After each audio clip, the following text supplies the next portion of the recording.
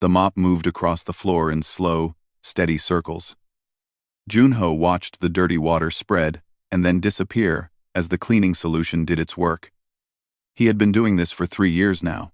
3 years of mopping floors, cleaning windows, and emptying trash on a ship full of wolves who never looked at him twice. The Lorakians were tall.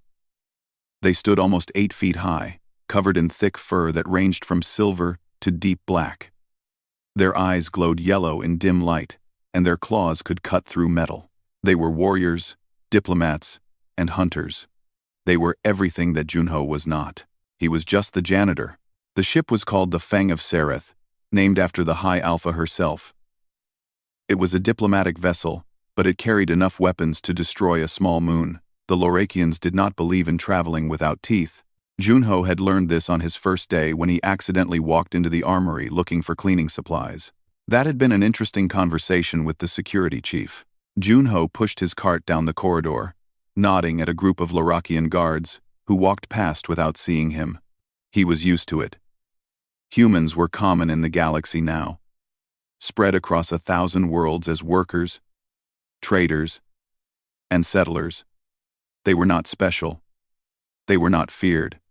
They were just there, like furniture or background noise. The Lorakians had hired him because human labor was cheap, and humans did not complain.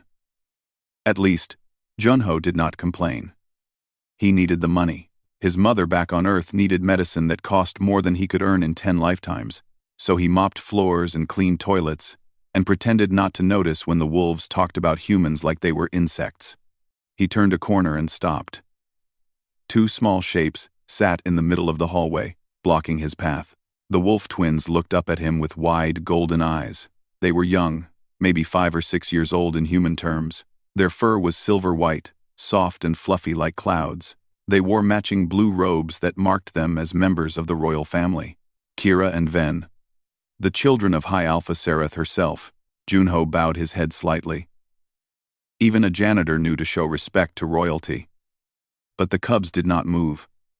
They just stared at him with curious expressions. "You are the human," Kira said. She was the older twin by a few minutes, and she always spoke first. "Yes, young one," Junho replied. "I am the human."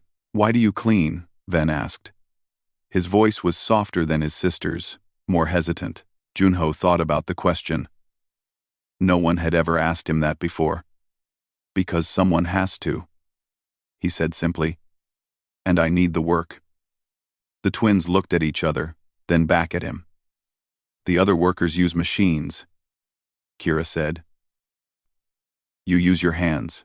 "Machines break," Junho said. This seemed to fascinate them. They stood up and walked closer, their small noses twitching as they smelled him.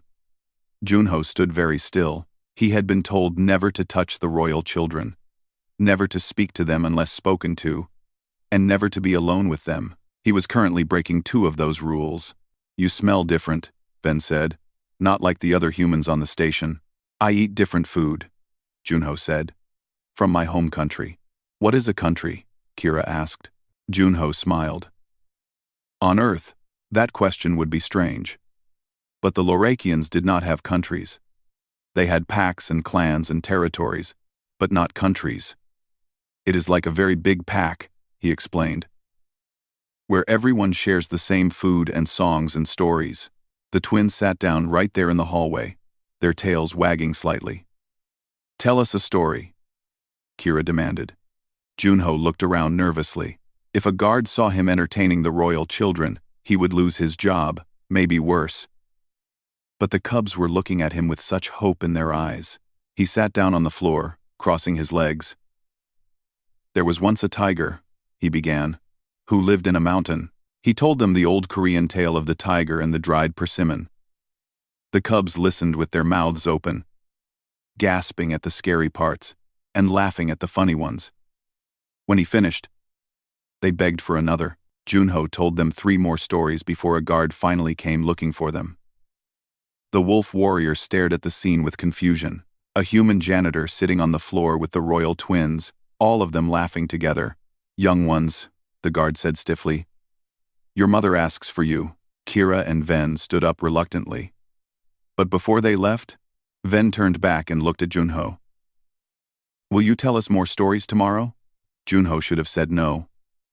He should have kept his head down and done his job and stayed invisible.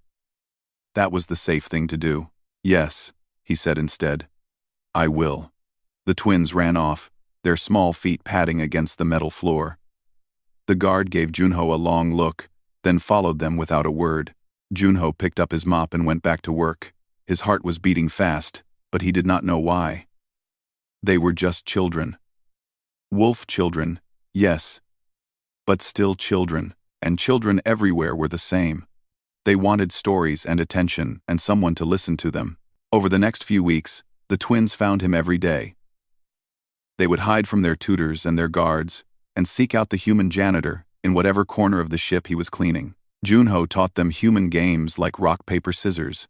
He showed them how to fold paper into birds and boats. He told them stories about Earth, about mountains and oceans, and cities full of lights. The cubs told him about their world in return, about the great hunts and the moon festivals and the sacred crest that marked their family line. They told him that their mother was very busy and very important, and that their father had died in battle before they were born. They told him that they were often lonely. Junho understood lonely. He had felt it his whole life. The other workers on the ship began to notice. They whispered about the strange human who played with the royal children. Some thought he was trying to gain favor. Others thought he was simply foolish, but no one reported him, and no one stopped him. Perhaps they did not think it mattered.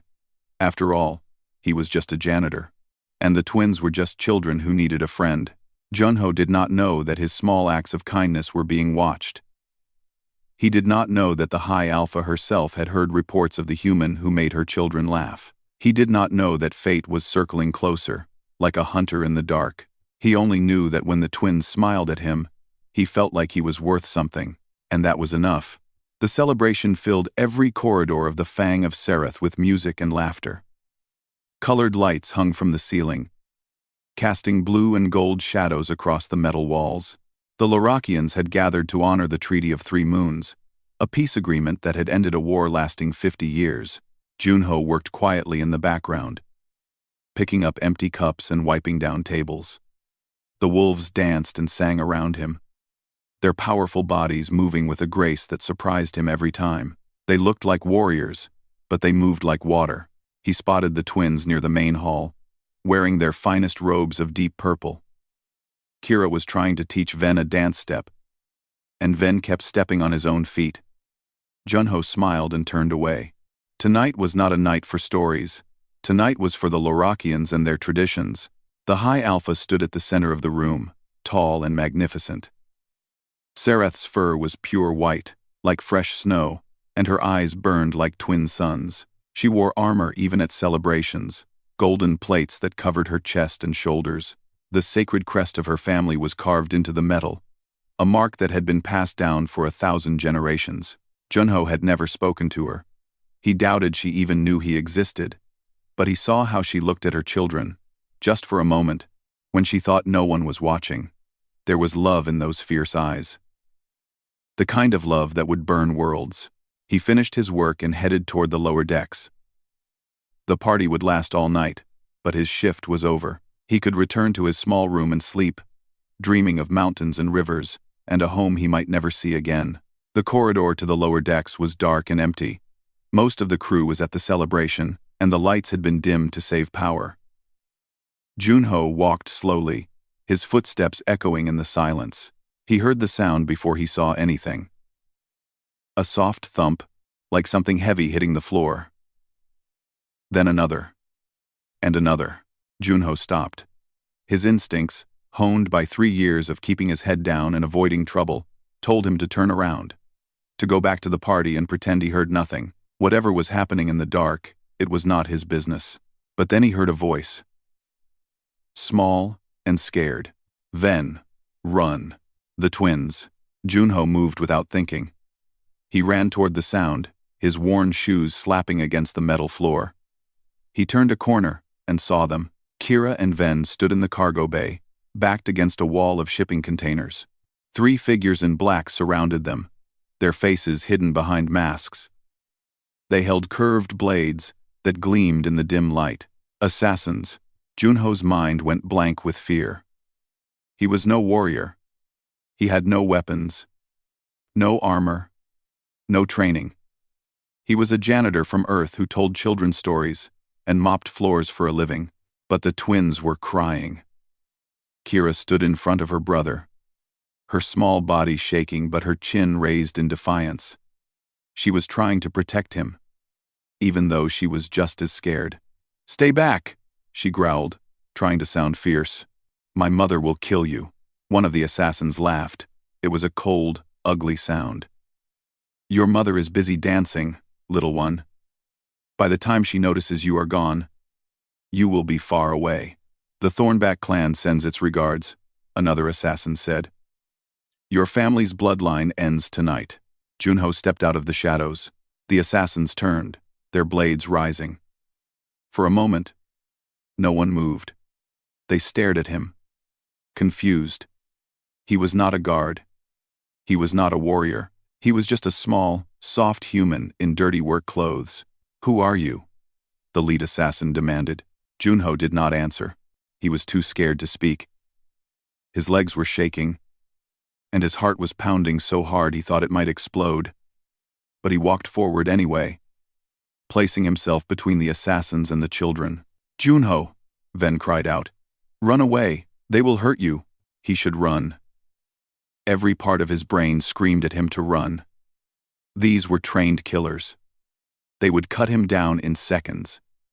He was nothing to them. Less than nothing. But he thought of his mother, who had worked 3 jobs to feed him. He thought of his father, who had died protecting strangers in a factory fire. He thought of the stories he told the twins, about heroes who stood up when everyone else ran away. "No," he said quietly. His voice shook, but the word was clear. The lead assassin tilted his head. "No, you cannot have them," Junho said. "I will not let you." The assassins looked at each other. Then they laughed. It was the kind of laughter that came from people who had killed many times and feared nothing. "Little human," the leader said, stepping closer. "Do you know what we are? We are the Shadow Fangs, the deadliest killers in the Lorakian territories. We have murdered princes and generals. We have brought down entire noble houses." He raised his blade, and the light caught its edge. "And you think you can stop us? You, with your soft skin and your weak bones?" Junho swallowed hard. "I think I can try." The first blade came fast. Junho barely saw it move before pain exploded in his shoulder. He stumbled but did not fall. He grabbed the assassin's arm and held on, even as another blade cut across his back. The twins screamed. Junho felt the blood running down his body, warm and wet. The pain was worse than anything he had ever felt, but he did not let go. He threw himself at the assassin, knocking them both to the ground. "Run," he shouted at the twins. "Find your mother. Run now." Kira grabbed Ven's hand and pulled him toward the door. But Ven resisted, his eyes wide with horror. "We cannot leave him." "Kari, go!" Junho screamed. Another blade cut into his side, and he coughed blood. "Please, go." The other 2 assassins moved to chase the children. Junho reached out and grabbed one by the ankle, pulling them down. A boot crashed into his face, breaking his nose. He tasted blood, but he did not let go. Kira and Ven ran. Their small feet pounded against the floor as they disappeared into the corridor, their cries echoing behind them. The lead assassin stood over Junho, looking down at him with something like disbelief. "You foolish creature," he said. "You have only delayed the inevitable. We will catch them before they reach the party." Junho smiled through the blood on his face. "Then you better hurry." The assassin snarled and raised his blade for the killing blow, but Junho was still holding the other assassin's ankle, and he was not letting go. Every second he kept them here was a second the twins got closer to safety. Every moment of pain was worth it if those children lived. The blade came down. Junho did not close his eyes. He had never been brave before. He had spent his whole life being small and quiet and invisible. But in this moment, bleeding on the floor of a cargo bay, he understood something. Courage was not about being unafraid. It was about being terrified and standing up anyway. The blade cut into his chest, and the world went red. But somewhere in the distance, he heard shouting, alarm bells, the sound of running feet. The twins had made it. Junho smiled one last time before the darkness took him. He had done something that mattered. The cargo bay had become a battlefield. Junho lay on the cold metal floor, his blood spreading in a dark pool beneath him. The pain had faded into something distant. Like a storm happening far away, he could hear voices, but they sounded like they were underwater. The assassins stood over him, their blades dripping red. The leader was speaking into a communicator, his voice tight with frustration. The plan had failed. The cubs had escaped. Guards were coming. "We finish this one and go," the leader said. "Leave no witnesses." Junho tried to move, but his body would not obey. He had been cut too many times. His shoulder, his back, his side, his chest. Each wound screamed at him, but the screams were getting quieter. That was bad. He knew enough about injuries to know that quiet was bad. The assassin raised his blade again. A roar shook the walls. High Alpha Sereth burst through the door like a force of nature.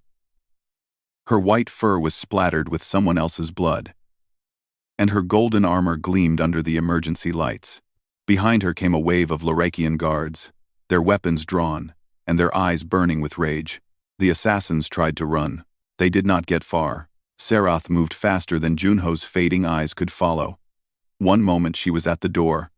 The next, she was among the assassins, her claws tearing through their armor like paper. The leader tried to block her strike. She took his arm off at the elbow. The fight lasted less than 10 seconds. When it was over, 3 bodies lay on the floor. The Shadow Fangs, the deadliest killers in the Lorakian territories, had been destroyed by a mother protecting her children. Sereth stood in the center of the carnage, her chest heaving. Then she turned and saw Junho. For a moment, the High Alpha went very still. She walked toward him slowly, her claws clicking against the floor. Junho watched her approach through half-closed eyes. He wanted to bow, to show respect, but he could not move. "This is the human," Sereth said softly. "The one who told my children stories." She knelt beside him. Up close, she was even more terrifying. Her teeth were longer than his fingers, and her muscles rippled beneath her fur. But her eyes, when they looked at him, held no anger. They held something else entirely. "He is still breathing," said a guard. "But barely. The wounds are too many." "How many?" Sereth asked. The guard examined Junho's body, counting the cuts and stabs. His face grew pale beneath his fur. 18. My Alpha. He took 18 blades. A murmur ran through the gathered warriors. 18 wounds was a death sentence.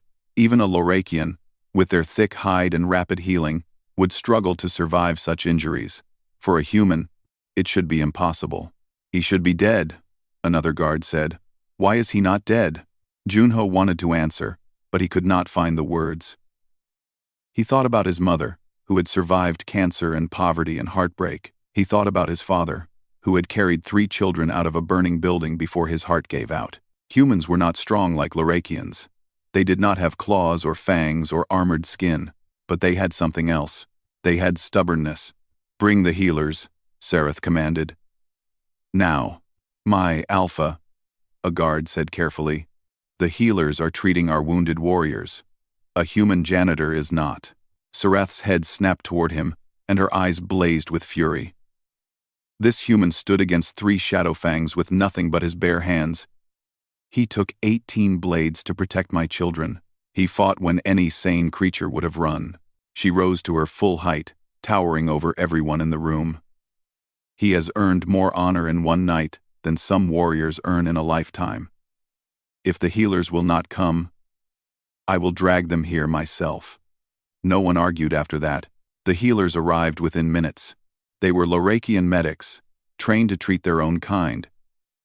But they looked at Junho's human body with determination. They worked quickly, sealing wounds and replacing blood and pumping medicines into his system. Junho drifted in and out of consciousness. Sometimes he heard voices, sometimes he felt hands moving over his body. Sometimes there was nothing but darkness and the distant sound of his own heartbeat. At some point, he opened his eyes and saw the twins. Kira and Ven sat beside his bed, their small faces wet with tears. They were holding his hands, one on each side. Their fur was soft against his damaged skin. "Do not die," Kira whispered. "Please do not die." "You promised more stories," Ven added. His voice cracked. "You promised." Junho wanted to tell them he was okay. He wanted to smile and pat their heads and say something brave. But all he could do was squeeze their hands. Just a little. Before the darkness pulled him under again, the healers worked through the night. They fought for his life with the same ferocity that Sareth had shown against the assassins. 3 times his heart stopped. 3 times, they brought him back. When dawn broke over the ship, Junho was still alive. He should not have been. The healers said it plainly. A human body could not survive what his had suffered. The blood loss alone should have killed him. The shock should have killed him. Any one of the 18 wounds should have killed him, but he was still breathing. "It is not possible," the head healer said, staring at the monitors. "I have studied human biology. They are fragile creatures. This one should have died a dozen times over." Sareth stood by the bed, watching Junho's pale face. Her expression was unreadable. "Perhaps," she said slowly, "we do not understand humans as well as we thought." The news spread through the ship like fire. The human janitor who had fought assassins. The cleaner who had taken 18 blades. The small, soft creature who had done the impossible. Warriors came to see him, looking through the medical bay window with disbelief. Some laughed, thinking it was a joke. When they saw him lying there, covered in bandages and surrounded by machines, they stopped laughing. The cooks sent food. The engineers sent blankets. Even the security chief, the same one who had yelled at Junho on his first day, came and stood silently outside the door for a long time. No one called him just a janitor anymore. Junho slept through all of it. His body, broken and battered, fought to repair itself. His heart, weak and stubborn, kept beating. His mind, lost in fever dreams, wandered through memories of home. He dreamed of his mother's cooking. He dreamed of the mountains where his grandfather was buried. He dreamed of the twins, laughing as he taught them to fold paper birds. Sometimes, in the deepest part of his sleep, he dreamed of fire. A fire that burned in his chest, right where his heart should be. It was warm and bright, and it whispered to him in a language he did not understand. "Hold on," the fire seemed to say. "You are not finished yet." So he held on. He held on for the mother who needed him. For the twins who wanted more stories. For the simple, stubborn belief that he was not ready to die. The healers watched in amazement as his wounds slowly closed. They recorded every detail, unable to explain what they were seeing. Human bodies did not heal like this. Human bodies gave up, but Junho's body refused. On the 3rd day, he opened his eyes. The first thing he saw was white fur. Sareth sat beside his bed, her massive form folded into a chair that was too small for her. She was reading something on a datapad, but when she noticed him stirring, she put it aside. "You are awake," she said. It was not a question. Junho tried to speak, but his throat was too dry. Sareth handed him a cup of water, holding it gently while he drank. "Your wounds are healing," she continued. "The healers do not understand how. Neither do I." Junho set down the cup. His voice, when it came, was barely a whisper. "The twins?" Sareth's expression softened, just slightly. "They are safe. Because of you." He nodded and closed his eyes again. That was all he needed to know. He was alive. The children were safe. Everything else could wait. The medical bay was quiet, except for the soft beeping of machines. Junho lay in his bed, drifting between sleep and waking. 5 days had passed since the attack. His body was healing, slowly and painfully. but his mind still felt clouded. The twins came every day. They would sit beside his bed for hours, telling him about their lessons and their games and the trouble they had caused. Kira had punched a guard who called Junho a servant. Ven had refused to eat until the healers promised Junho would survive. Their mother had not punished them. That surprised everyone. She never lets us skip meals, Ven explained, swinging his legs over the edge of the chair. But when I told her why, she just looked at me for a long time. Then she nodded and walked away. Junho smiled weakly. Your mother is wise. Our mother is scary, Kira corrected. But she likes you now. I can tell. The door opened, and Sareth herself walked in. The twins jumped up and bowed their heads, suddenly formal. But Sareth waved her hand, dismissing the gesture. Leave us, she said to her children. I must speak with the human alone. Kira opened her mouth to argue, but Ven grabbed her arm and pulled her toward the door. We will come back later, Junho, he called over his shoulder. Then they were gone, and Junho was alone with the most powerful Lorakian in the galaxy. Sirath sat in the chair her children had vacated. Up close, she looked tired. There were shadows under her golden eyes, and her fur was less glossy than usual. The past few days had been hard on her too. I have questions, she said without greeting. Junho nodded. He had expected this. The assassins were Shadowfangs, Sareth continued. The deadliest killers our people have ever produced. They have murdered high alphas before. They have brought down entire bloodlines. She leaned forward, her gaze intense. How did you survive them? Junho thought about the question. He remembered the fear, the pain, the absolute certainty that he was going to die. I did not think about surviving, he admitted. I just thought about the twins, about keeping them safe until help arrived. But you took 18 wounds. Any Lorakian would have fallen after 3 or 4. I could not fall. Junho's voice was quiet but firm. If I fell, they would have caught the children. So I did not fall. Sareth stared at him for a long moment. Then she made a sound that might have been a laugh. You did not fall because you decided not to fall. As if willpower alone could stop a blade. It did stop them, Junho said. Long enough. The high alpha leaned back in her chair. Her expression was thoughtful, almost confused. Junho understood. He was confusing to Lorakians. Humans were supposed to be weak, fragile, unimportant. They were not supposed to fight assassins and survive. I have studied your species, Sareth said. We all have. Humans are everywhere in the galaxy now. But few of us understand you. You have no claws, no fangs, no natural weapons. Your skin tears easily. Your bones break under pressure. By every measure, you should be prey. She paused. And yet you are not. You spread across the stars faster than any other species. You survive on worlds that would kill us.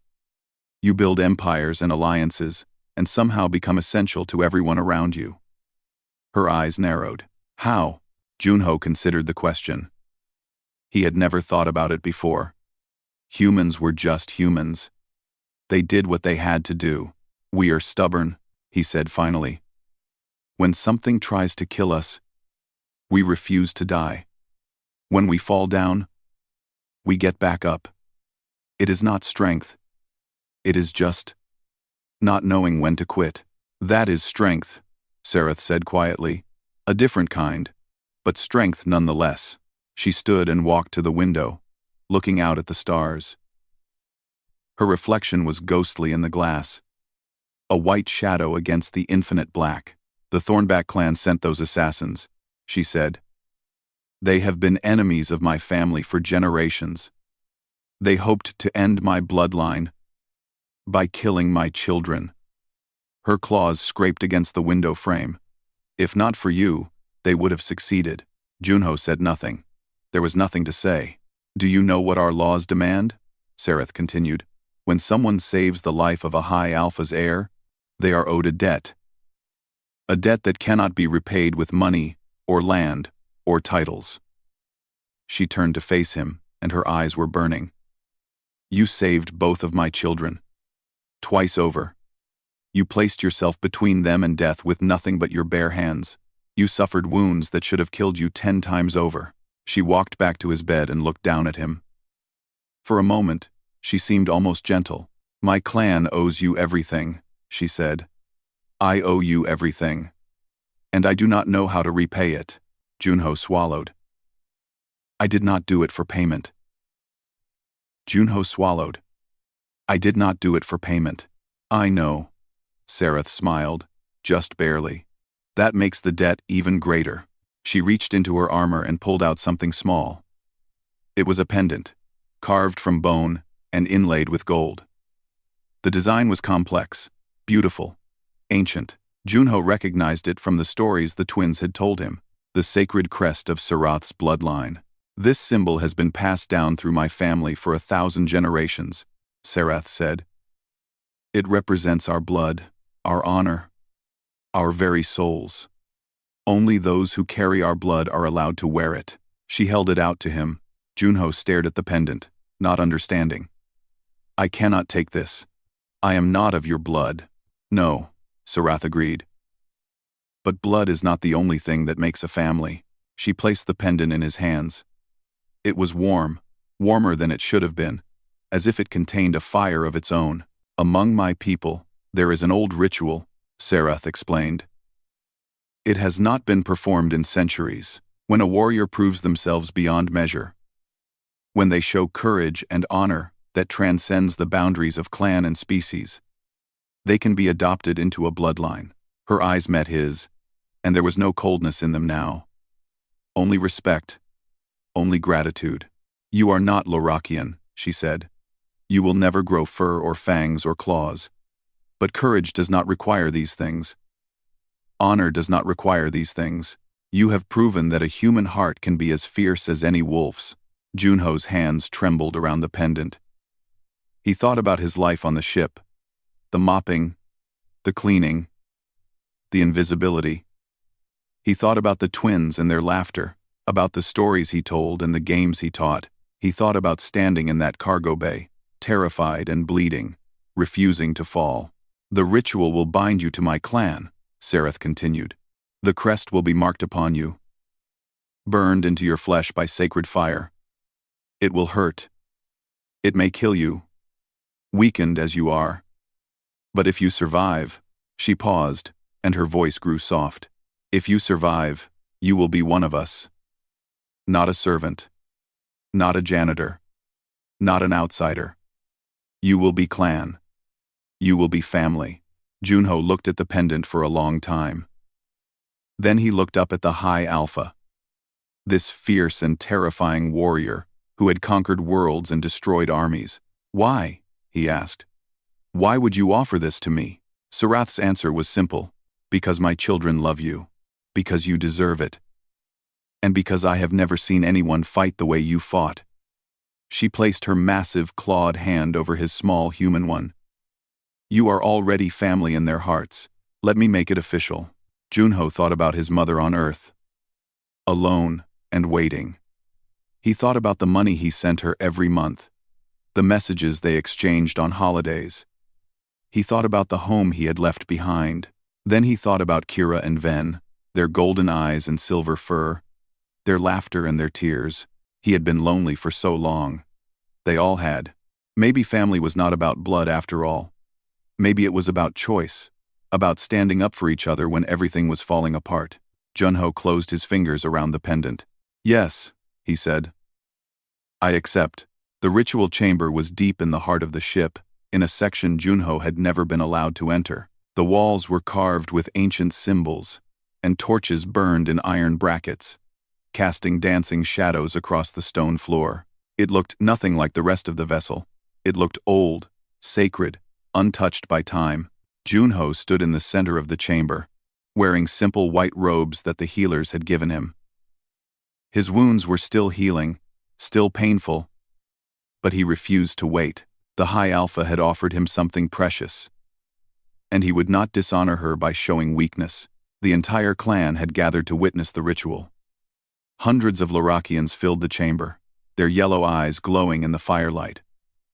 Warriors, healers, engineers, cooks, every wolf on the ship had come to see the impossible happen. A human was about to become one of them. The twins stood at the front of the crowd, held back by their tutors. Kira was bouncing with excitement, unable to stay still. Ven looked worried. His small hands clasped together in front of his chest. "Will it hurt him?" Ven had asked earlier. "Yes," Sarath had answered honestly. "But he has survived worse." Now the High Alpha stepped forward, carrying a brazier filled with sacred fire. The flames were not red or orange like normal fire. They were white, pure, and bright, burning without smoke. They crackled with an energy that made Junho's skin tingle. "This fire has burned for 1,000 generations," Sarath announced, her voice echoing through the chamber. "It was lit by the first High Alpha on the night our clan was born. Every leader since then has kept it alive. Every member of our bloodline has been marked by its flames." She looked at Junho, and her expression was solemn. "Are you ready?" Junho nodded. His heart was pounding, but his hands were steady. He had made his choice. Sarath reached into the brazier and pulled out a metal brand. The crest of her bloodline was carved into its surface, glowing white-hot with sacred fire. The heat was intense, and Junho could feel it from several feet away. "Kneel," Sarath commanded. Junho knelt on the cold stone floor. He looked up at the High Alpha, at this powerful warrior who had chosen to call him family. "By the fire of our ancestors," Sarath said, her voice ringing with ancient authority, "I claim this human as my own. His blood is not our blood. His fur is not our fur. But his courage is the courage of wolves. His heart is the heart of pack." She raised the brand. "From this day forward, he will carry our crest upon his body. He will be bound to our clan by sacred fire. He will be brother to my children, son to my house, wolf in all but form." The crowd stirred. Whispers ran through the gathered Larakians. This had not happened in centuries. Many had thought it would never happen again. Sarath looked down at Junho one final time. "Do you accept this bond, human? Do you swear to protect our clan as your own? To stand with us in war and peace? To be family in truth and in spirit?" Junho's voice was clear and strong. "I swear." The brand came down. Pain exploded through Junho's chest like nothing he had ever felt before. The sacred fire burned into his skin, searing through flesh and muscle, etching the crest directly onto his heart. He screamed, unable to help himself. The agony was beyond description, beyond endurance. But he did not fall. He stayed on his knees, his body shaking, his teeth clenched so hard they threatened to break. The fire burned, and still he did not fall. The twins cried out, trying to break free from their tutors. "Stop it! You are hurting him!" But Sarath did not stop. The ritual had to be completed. If she pulled away now, Junho would die anyway, marked by sacred fire, but not blessed by it. So she held the brand against his chest, and she watched the human suffer, and she prayed to her ancestors that he would survive. Seconds passed. They felt like hours.